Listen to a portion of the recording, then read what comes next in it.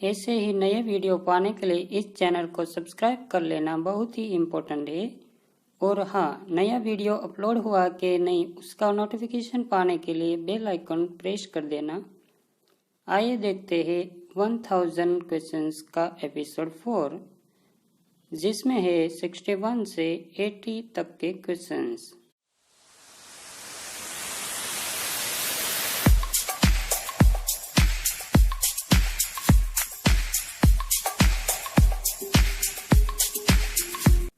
Question number 61, which is the smallest bone of human body? Human body का सबसे छोटा bone यानी हड्डी कौन सा है? यहाँ पे ऑप्शन है स्टेपिस, फेलेंजिस, इंकस, फीमर। दोस्तों, आपको ह्यूमन बॉडी के बड़े बोन के बारे में पता होगा, वो है फीमर। लेकिन सबसे छोटा बोन कौन सा है? तो यहाँ पे राइट आंसर है वो है ऑप्शन ए स्टेपिस। स्टेपिस है वो ह्यूमन बॉडी के ईयर के मिडल पार्ट में स्थित है। ये स्टेपिस इनर ईयर को साउंड वाइब्रेशन कंडक्ट करता है। मैं आपको इसका इमेज शो करता हूँ, वो आप वीडियो को पॉज करके देख लो।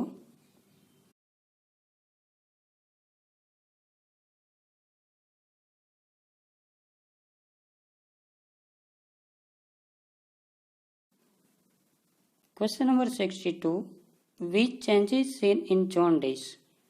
जॉन्डिस में कौन से चेंजेस देखने को मिलते हैं? ऑप्शन है yellow colour of skin and eye, increase level of bilirubin. Option C में कहा गया है above A and B both. Option D none of above.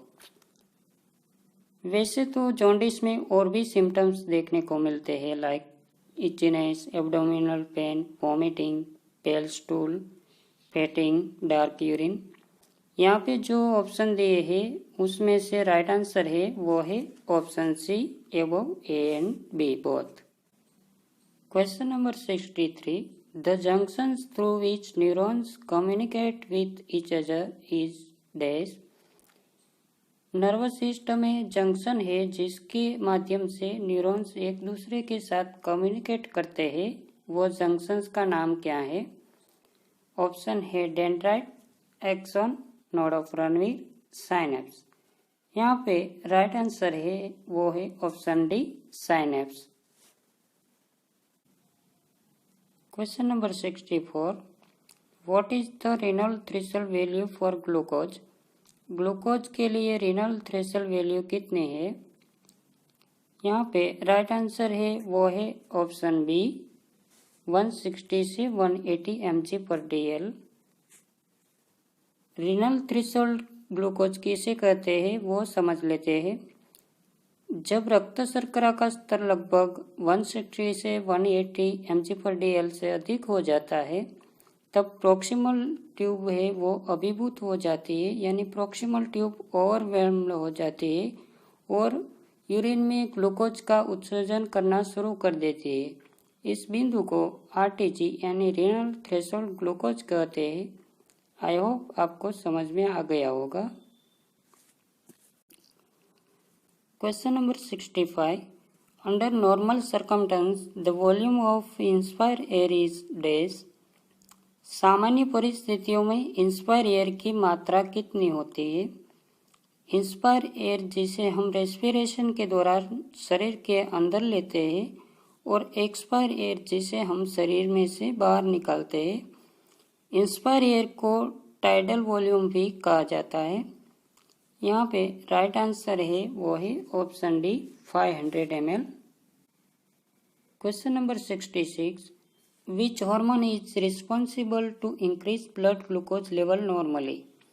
Normally कौन सा हार्मोन है जो ब्लड ग्लूकोज लेवल को बढ़ाने के लिए रिस्पॉन्सिबल है? ऑप्शन है lipase, insulin, glucagon, all of above. Here is the right answer is option C glucagon.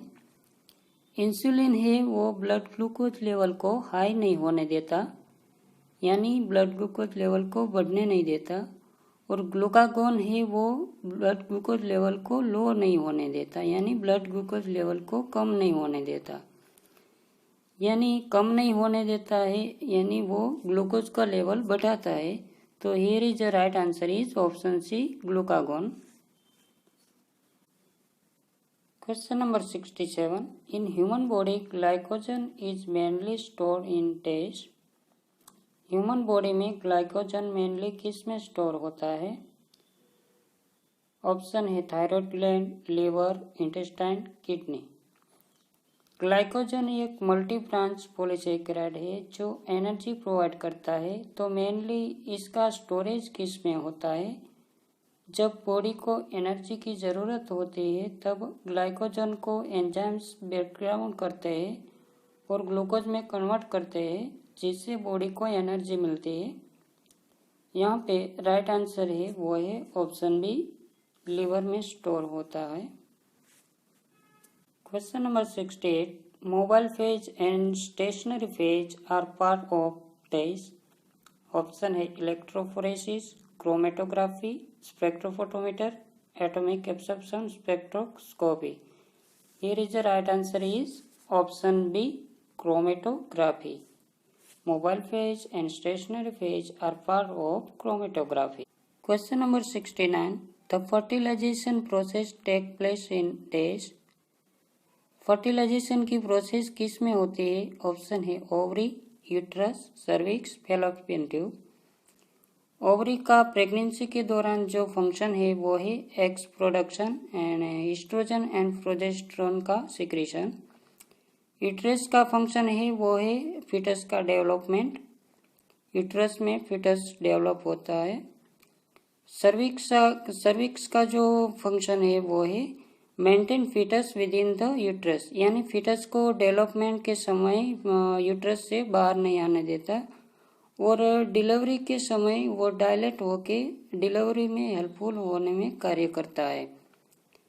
और वो फैलोपियन ट्यूब है, उसमें फर्टिलाइजेशन की प्रोसेस होती है। तो यहाँ पे राइट आंसर है वो है option D, fallopian tube. Question number 70. Which of the following is comes in structure of nucleotide. नीचे दिए गए ऑप्शन में से न्यूक्लियोटाइड के स्ट्रक्चर में कौन कौन आते हैं? यहाँ पे ऑप्शन है pentose sugar, phosphate group, purine and pyrimidine base, all of above. दोस्तों इस क्वेश्चंस को इसलिए रखा था कि आपको इन्फॉर्मेशन मिले कि न्यूक्लियोटाइड के स्ट्रक्चर में क्या क्या आता है। यहाँ पे राइट आंसर है वो है option D, all of above, pentose sugar, phosphate group and purine and pyrimidine base. Question number 71. Kidney is situated in this cavity. Kidney है वो किस कैविटी में स्थित है? ऑप्शन है abdominal cavity, pelvic cavity, thoracic cavity, dorsal cavity. यहाँ पे right answer है वो है एब्डोमिनल कैविटी। इस एब्डोमिनल कैविटी में एग्जैक्ट किस जगह पे स्थित है वो आप मुझे कमेंट करके बताना। Question number 72. Which of the following method for water purification. नीचे दिए गए मेथड में से कौन सी मेथड वाटर प्यूरिफिकेशन के लिए है? ऑप्शन है filtration, chlorination, boiling, all of above. यहाँ पे राइट आंसर है वो है option D, all of above. ये तीनों मेथड वाटर प्यूरिफिकेशन के लिए है। वाटर प्यूरिफिकेशन इस तीनों मेथड से किया जाता है, filtration, chlorination, boiling. Question number 73. The artery which supply blood to head and neck is this. धमनी जो सिर और गर्दन दोनों को रक्त की आपूर्ति करती है यानी ब्लड का सप्लाई करती है, वह कौन सी आर्टरी है? यहाँ पे ऑप्शन है coronary artery, carotid artery, intercostal artery, mesenteric artery. Coronary artery है वो हार्ट मसल को ब्लड का सप्लाई करती है। कैरोटिड आर्टरी है वो हेड एंड नेक को ब्लड सप्लाई करती है। यहाँ पे हमारा राइट आंसर है वो है ऑप्शन बी, कैरोटिड आर्टरी।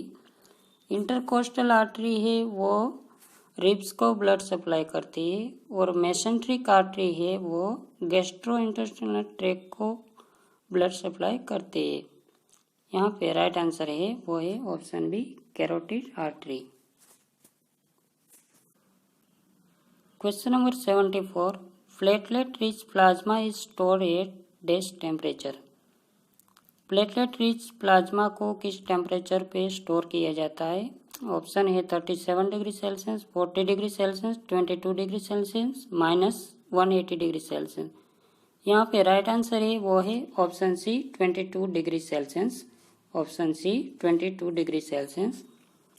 वैसे तो पीआरपी को 20 से 24 डिग्री सेल्सियस पर स्टोर किया जाता है, लेकिन यहाँ पे ऑप्शन दिया है वो है 22 डिग्री सेल्सियस। पीआरपी का use injured joint, tendons, ligaments, muscles में हीलिंग करने के लिए किया जाता है। Question number 75, the most abundant cation in extracellular fluid is dash. Extracellular fluid में प्रचुर मात्रा में कौन सा केसाइन होता है? यहाँ पे राइट आंसर है वो है ऑप्शन ए सोडियम। अगर एनाइन पूछा जाए तो वो है क्लोराइड। एक्स्ट्रासेल्युलर फ्लूइड में एनाइन कौन सा है तो वो है क्लोराइड। इंट्रासेल्युलर के बारे में पूछा जाए तो वो है पोटेशियम, जो एक केसाइन है। Question number 76, Which type of blood component given in von Willebrand deficiency? von Willebrand deficiency में ब्लड के कौन से टाइप के ब्लड कंपोनेंट को दिया जाता है? यहाँ पे von Willebrand deficiency का दूसरा नाम है एंजियोहीमोफीलिया। ऑप्शन है fresh frozen plasma, cryoprecipitate, platelet rich plasma. यहाँ पे राइट आंसर है वो है क्रायोप्रेसिपिटेट। क्रायोप्रेसिपिटेट दिया जाता है। ये जो वॉन विलेब्रेंड डेफिशिएंसी है वो एक ब्लीडिंग डिसऑर्डर है। ये फैक्टर 8 की डेफिशिएंसी से होता है।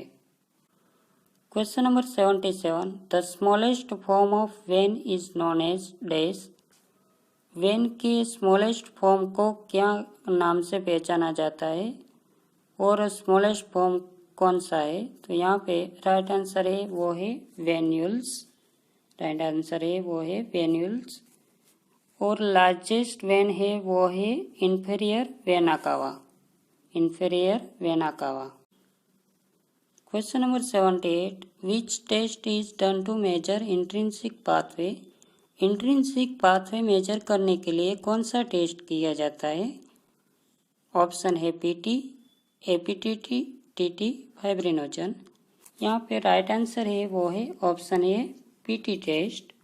पीटी टेस्ट इंट्रिंसिक पाथवे के लिए किया जाता है और एपीटीटी टेस्ट है वो एक्सट्रिंसिक पाथवे के लिए किया जाता है। Question number 79, which type of medium use for embedding in electron microscopy. Electron microscopy के लिए टिश्यू का एम्बेडिंग करते हैं तब कौन सा मीडियम यूज किया जाता है? मोल्ड में एम्बेडिंग करते हैं तब टिश्यू को सपोर्ट देने के लिए सपोर्टिंग मीडियम का यूज किया जाता है। उस सपोर्टिंग मीडियम को एम्बेडिंग मीडियम कहा जाता है। यहाँ पे ऑप्शन है वो है paraffin wax, resin, carbowax, celloidin. यहाँ पे राइट आंसर है वो है option B resin. Paraffin wax है वो लाइट माइक्रोस्कोपी के लिए यूज किया जाता है।